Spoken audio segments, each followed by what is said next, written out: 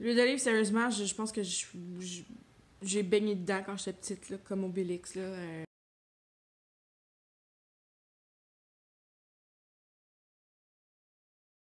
Ce que je m'apprête à vous parler aujourd'hui, c'est quelque chose que j'ai envie de vous partager, mais qui est très, très personnel. J'ai fait une demande pour faire la chirurgie bariatrique. Depuis que je suis toute petite, j'ai un problème de poids. J'ai toujours été dodue, grosse. Je vous dirais que ces images-là me rendent un peu émue, genre. Puis,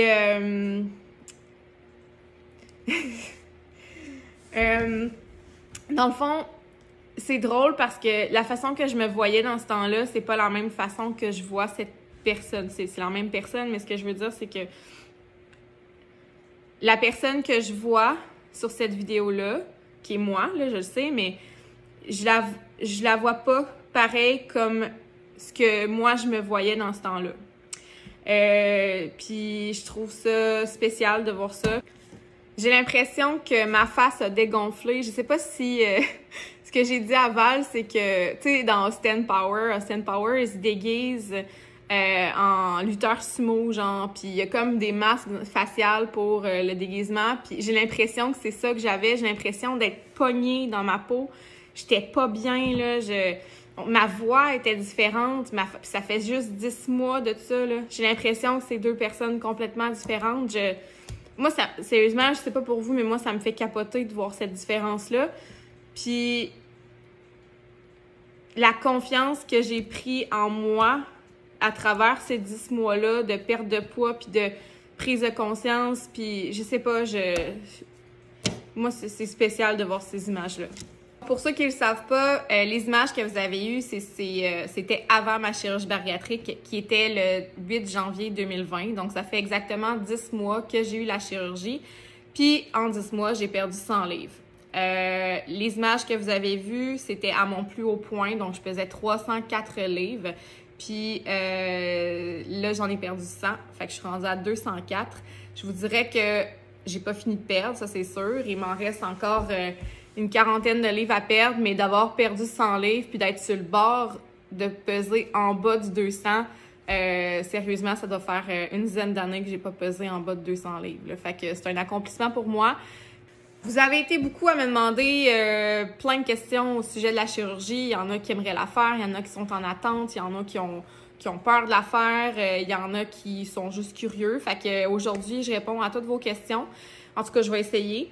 Fait que pour commencer, ben la chirurgie bariatrique, ben c'est une chirurgie qui sert à perdre du poids.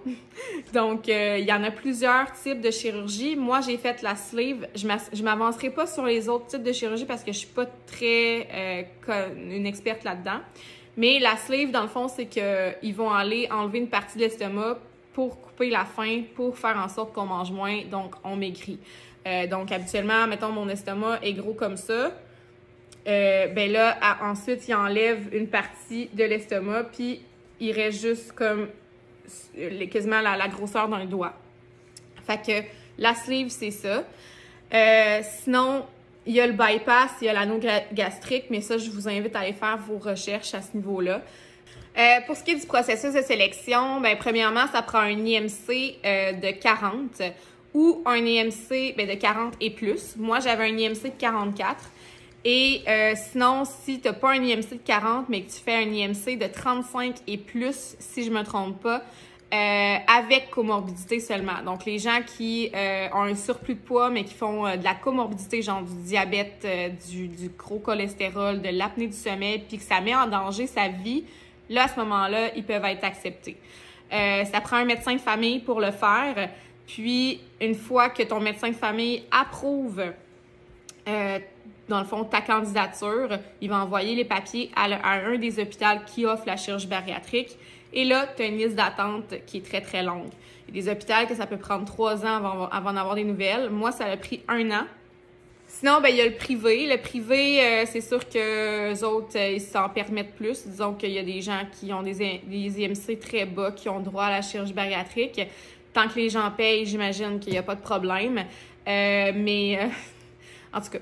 Mais sinon, c'est très dispendieux au privé. Il y a des gens au privé qui y vont surtout parce que les listes d'attente sont longues, donc sont acceptés au public, mais que, crif, c'est tellement long que là, ils ont hâte de se faire opérer, fait qu'ils décident de débourser pour avoir la chirurgie plus rapidement. Je pense qu'au privé, c'est environ genre 1 mois d'attente, en tout cas quelques mois d'attente, c'est tout.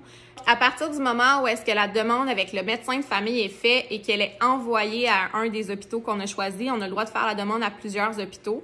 Moi, j'ai fait ma demande à Montmagny parce que je savais qu'à Montmagny, c'était un nouvel hôpital qui offrait maintenant la chirurgie bariatrique, donc il y avait moins de listes d'attente.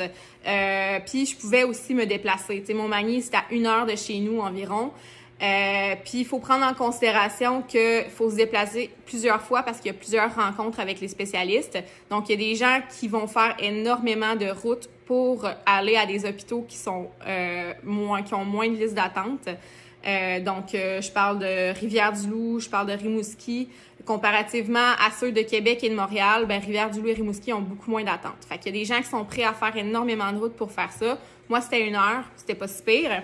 Donc, j'ai choisi Montmagny. Puis, à partir du moment où est-ce que la demande est envoyée, ben là, c'est vraiment 1 an d'attente, comme je disais. Puis, au moment où est-ce qu'on reçoit un appel, ben cet appel-là, c'est pour nous dire qu'on doit participer à une rencontre de groupe avec toutes les explications en lien avec la chirurgie. C'est quoi la chirurgie? C'est quoi les impacts? C'est quoi les risques, etc.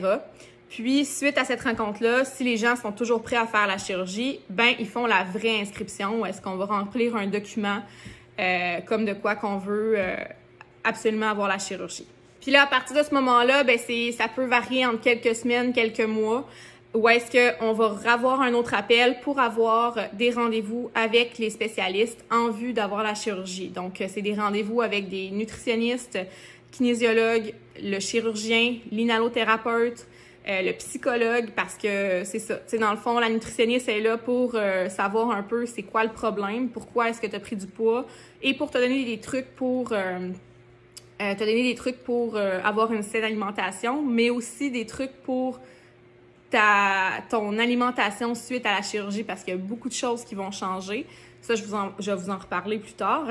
Mais c'est ça. Sinon, le psychologue, ben c'est que pour les gens qui savent pas, la chirurgie bariatrique, au niveau psychologique, c'est assez intense.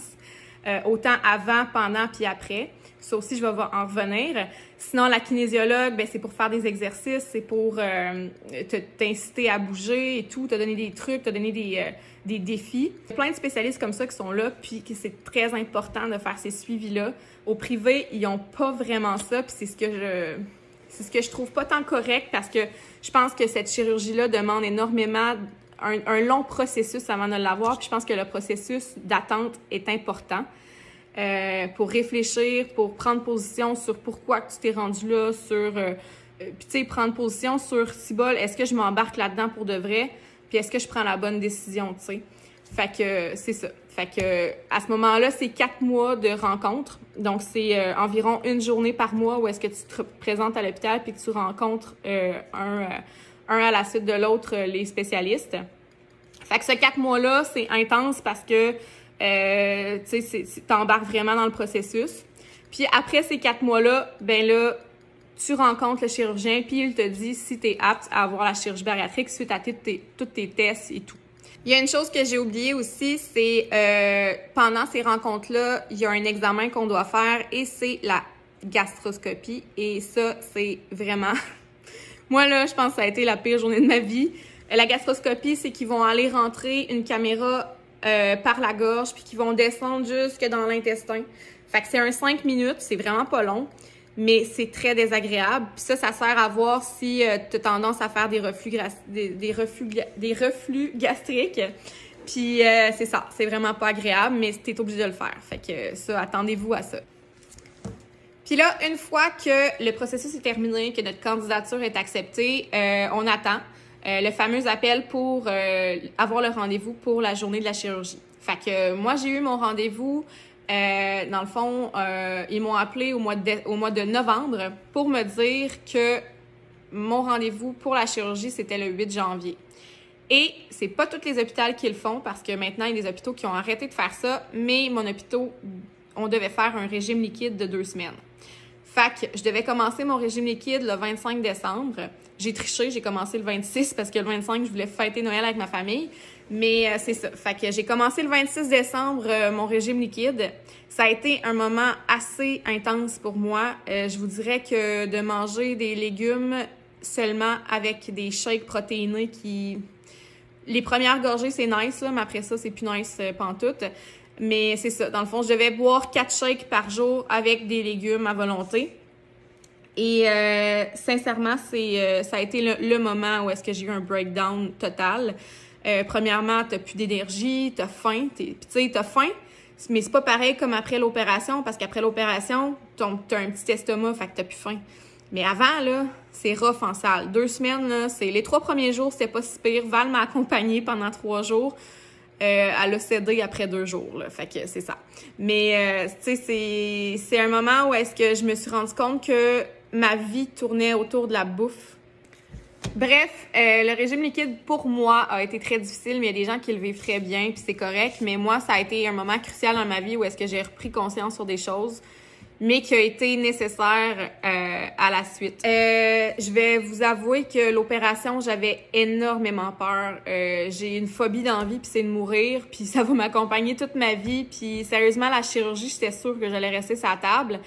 Je sais pas pourquoi, c'est comme un feeling, là, j'avais extrêmement peur. Puis le fait de me faire endormir aussi, d'avoir l'anesthésie, je m'étais jamais fait endormir avant.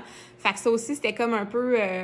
ça me faisait vraiment peur, là. J'en pleurais, là. Je faisais des crises de panique là, le soir, là, où est-ce que je criais, je pleurais, puis je me disais, voyons, dans quoi je me suis embarquée, pourquoi que je me suis rendue là? Et non, j'ai vraiment, là, les 2 semaines de régime liquide ont été un calvaire pour moi. Puis j'espère que ça sera pas le cas pour vous si vous... Mais bref, moi, ça a été un calvaire. Puis, voilà la journée de l'opération où est-ce que... ben, c'est ça. Tu sais, le matin, je me suis réveillée, je pleurais comme un bébé, je sais sûr que j'allais mourir. Puis, oh non, c'était pas drôle. Tu sais, sérieusement, je pense que c'est tough de faire cette vidéo-là parce que ça me remet dans les émotions, genre, mais ça vient me chercher. Fait que, mais tu sais, en même temps, je veux être vraie avec vous autres. Puis je veux vraiment vous dire comment moi, je me suis sentie. Mais il y a des gens qui ont vécu ça comme, tu sais, ça s'est super bien passé et tout. Mais moi, ça s'est moins bien passé, mais c'est correct. Genre, à chacun son truc. Fait que, c'est ça. Fait que régime liquide, etc. La journée de l'opération, ben c'est ça. Dans le fond, on arrive le matin tôt ou, bref, ils nous donnent un rendez-vous dans la journée. Puis, c'est ça, on se fait opérer, dans le fond, on se fait endormir et tout. Puis, moi, j'ai pleuré jusque sur la table. J'ai pleuré jusqu'à ce qu'ils m'endorment, dans le fond. Puis, tu sais, je suis arrivée les fesses à l'air dans la salle d'op. Puis, là, je pleurais. Puis là, les infirmières étaient comme « Oh, mais tu sais, t'es stressée, hein? » Puis là, j'étais comme « Oui! » Puis là, je pleurais, puis tout. Puis là, la personne, l'inhalothérapeute, en tout cas, la personne qui me faisait l'anesthésie, l'anesthésiste, elle m'a dit « Attends, moi te donner un petit quelque chose, là, tu vas te sentir mieux. » Fait que, tout d'un coup, boum, c'est terminé. C'est probablement le meilleur sommeil que j'ai eu à vie. Puis, c'est ça. Fait que, ils ont procédé à l'opération et tout. Et quand que je me suis réveillée, ben moi, ça a été un réveil assez brutal parce que je me suis mis à vomir beaucoup de sang. Fait que là, ça a comme un peu alerté les gens, mais sinon, ça s'est bien terminé et tout. Mais quand on se réveille, c'est ça, un gros mal de cœur. T'as pas de douleur tout de suite parce que t'es encore sous l'effet de l'anesthésie, mais tu sais, c'est beaucoup des mal de cœur. Tu sais, tu t'es endormi, tu dors tout le temps. Fait que c'est ça. Mais pour ceux qui vont avoir la chirurgie, je vous dirais que le truc, c'est vraiment de marcher. Tu sais, après l'anesthésie, il faut vraiment dormir puis tout. Mais mettons, le soir, là, ou le lendemain matin, là, dépêchez-vous à marcher parce que ce qui fait mal, dans le fond, c'est l'effet de l'anesthésie, c'est que c'est les gaz qui ont rentré dans votre corps puis qui cherchent à sortir. Fait que t'as comme mal un peu partout puis ouf! Fait qu'il faut vraiment marcher pour aller évacuer les espèces de gaz. Puis c'est ça. Fait que, tu sais, tu dors... Moi, j'ai dormi une nuit. Il y a des gens qui dorment pas pantoute. Il y en a qui en dorment 3. Fait que, tu sais, ça dépend des cas. Fait que j'ai dormi une nuit. Puis le lendemain, je suis sortie, genre, le soir. On est revenu ici. Puis le lendemain, ça a été assez rough, là. Tu sais, ça fait mal, là. Moi, en tout cas, j'ai eu des douleurs. Je me suis dit dans quoi je me suis embarquée. Tu sais, ça a été rough mentalement pour moi. Sinon, ça a duré un 4-5 jours. Où est-ce que là, j'avais des maux de cœur, j'avais les mêmes symptômes que quand j'étais enceinte, dans le fond. Fait que j'avais toutes les odeurs m'écœuraient. Puis finalement, après 4 jours, ça commençait à aller vraiment mieux. J'avais moins de douleur et tout. Fait que, après 4 jours, là, je me suis dit, OK, mon bout de rough, il est passé. Puis, là, on passe à un autre appel, là. Mais c'est ça. Fait que, en soi, c'est... Mettons que je compte le régime liquide, avec les 4 jours après l'opération, c'est, mettons, un bon 3 semaines rough que j'ai vécu, mais que par la suite, ça a vraiment valu la peine. Fait que c'est ça. Mais sinon, pour ce qui est de répondre aux questions du après-chirurgie, pour ce qui est de la bouffe, des médicaments, des vitamines, etc., des effets secondaires, on va y aller. Alors, pour ce qui est de la bouffe, premièrement, un estomac, c'est un muscle. Fait que c'est sûr qu'au début, quand que mon estomac était gros comme un doigt, je mangeais à peine 3 cuillerées à soupe, là, ou même moins que ça, là. Fait que, puis tu sais, chaque hôpital ont leur protocole. Moi, mon protocole, c'était que la première semaine, c'était du liquide. Donc, des shakes, des yogourts à boire, tu sais, des affaires de même, des soupes. Ensuite, la deuxième semaine, c'est en purée. Mais là, j'avais le droit de manger une toast pas de croûte. Hey, la première toast, là, c'était divin. Une toast au beurre de pinot, je capotais. Ensuite, c'est ça. Ensuite, la troisième semaine, c'est du haché, puis bref. C'est vraiment un protocole qui est assez strict pour tout le long. Dans le fond, ce qui est important au niveau de la chirurgie, c'est qu'il faut manger très lentement. Il faut mastiquer énormément.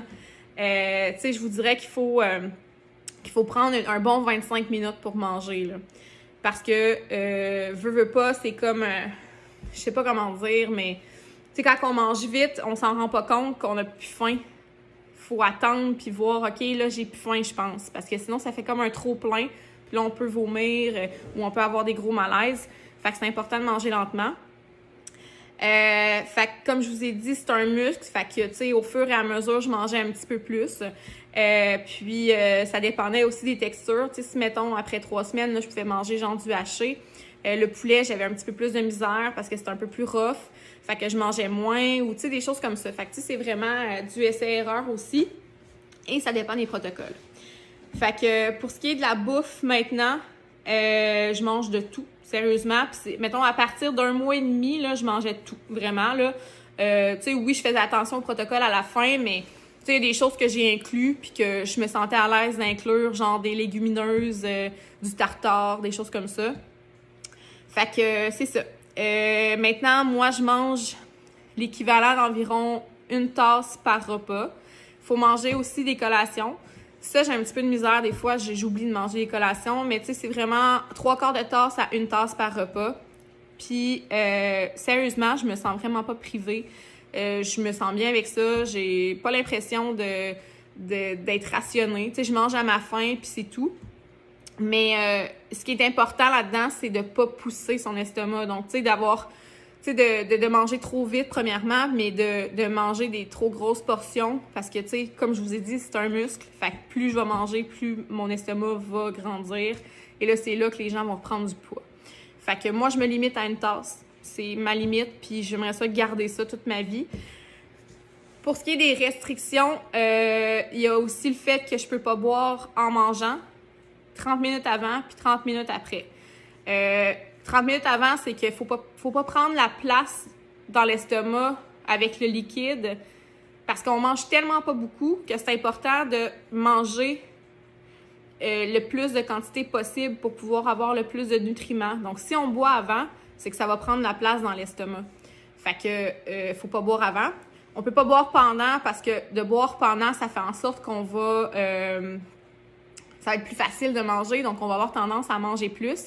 Puis pas boire après, ben de toute façon, je suis pas capable de boire après parce que je suis tellement pleine que ça va faire un trop plein puis je vais régurgiter. Fait que c'est ça.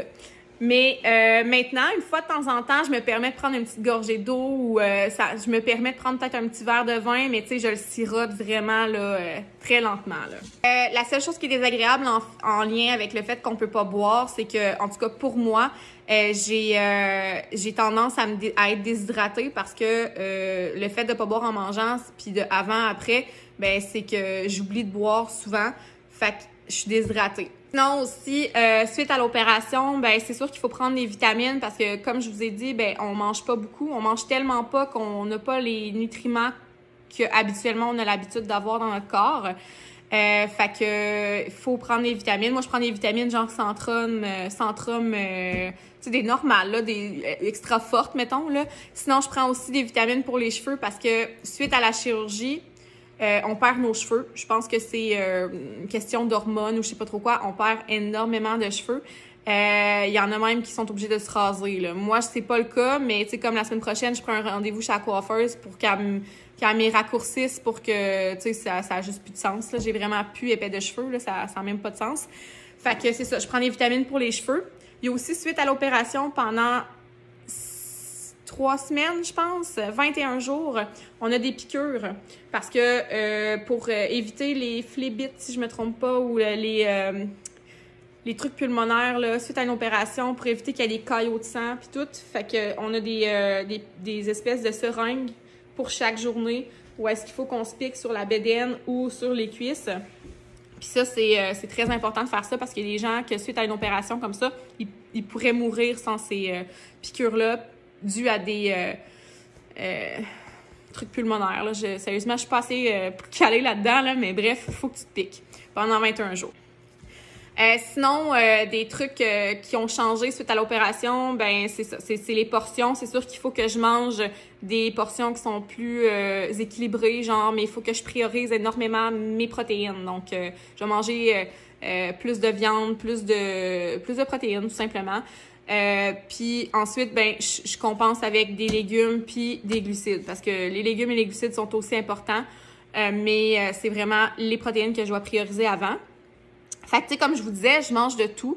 Tu sais, mettons que je fais un mac and cheese pour mon blog, ben je vais le manger mon mac and cheese là. Puis tu sais, sérieusement, maintenant je ne prends plus conscience de ce que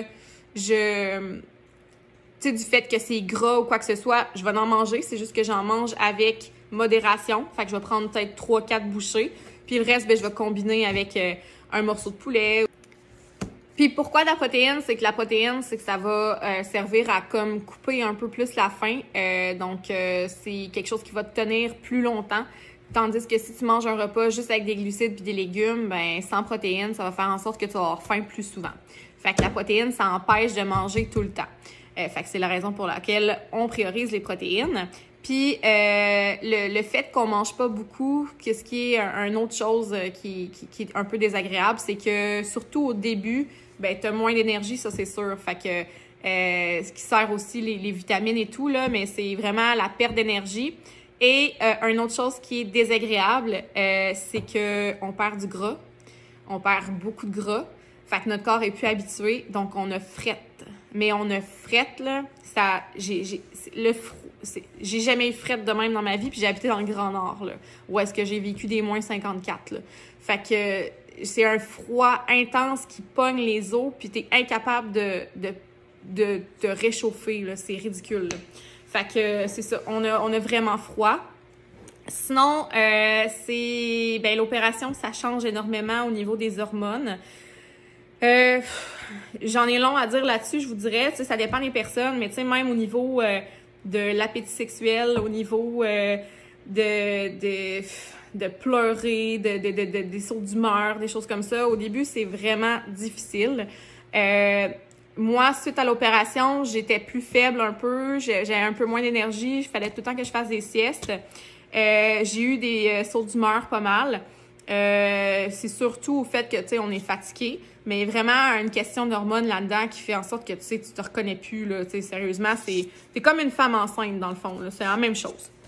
Puis sinon, il y a aussi, moi,